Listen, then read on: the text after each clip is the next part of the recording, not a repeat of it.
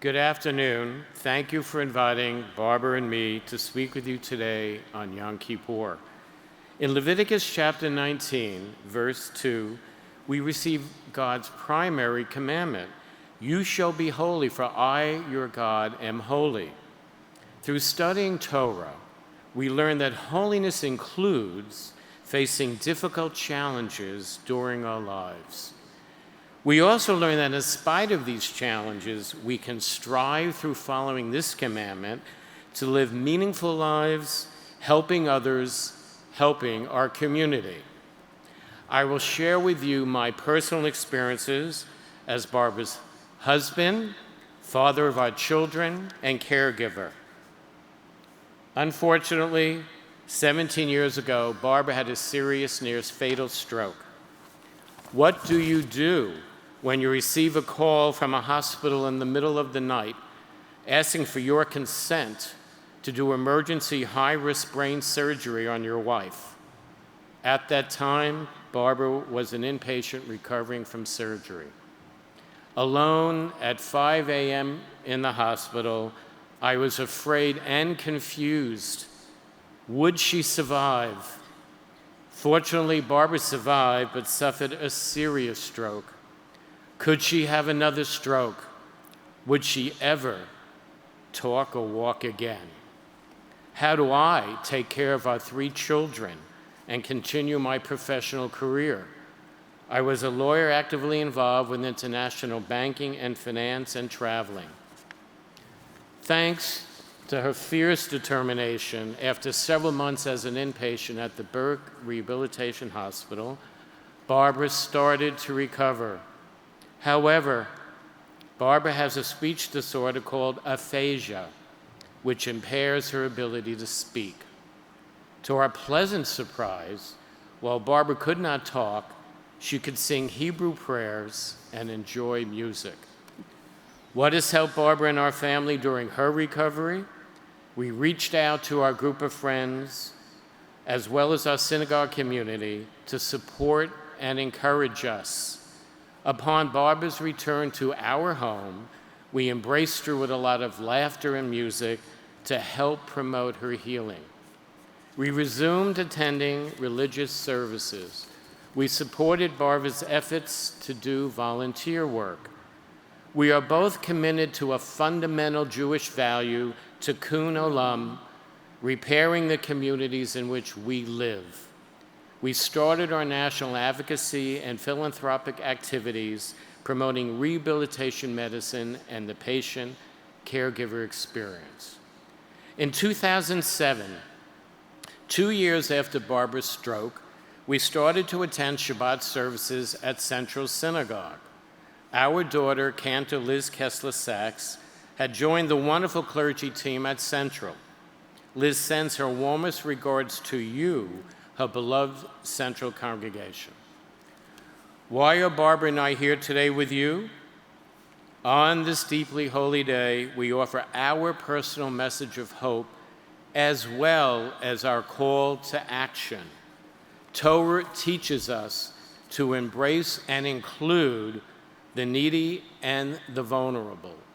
Leviticus chapter 19, verse 14, "You shall not insult the deaf or place a stumbling block before the blind." We can help each other heal by caring for and including each other. As stated in Leviticus chapter 19, verse 8, "Love your neighbor as yourself."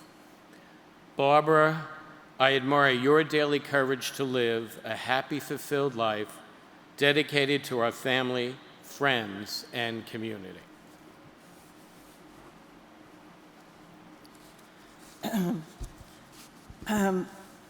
Today, I want to share with you some of my personal journey to recover from my stroke. My stroke injuries include having aphasia. Living with aphasia means I have difficulty speaking, knowing which words to say. I will make mistakes, so please be patient with me as I speak to you today. I have 3 grandchildren and 4 grandchildren.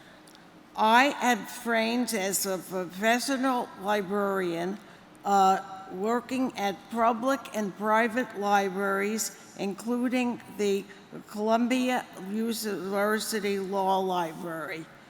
I had the privilege of working with Supreme Court Justice Ruth Bader Ginsburg as a member of the law school library. When I had my stroke, it was 5 months before our daughter's wedding, Liz Cancer Sachs. My daughter was in college. My son was in high school. In a moment, my life changed forever. Imagine you couldn't talk to your husband or children. You couldn't read or write. I am a librarian.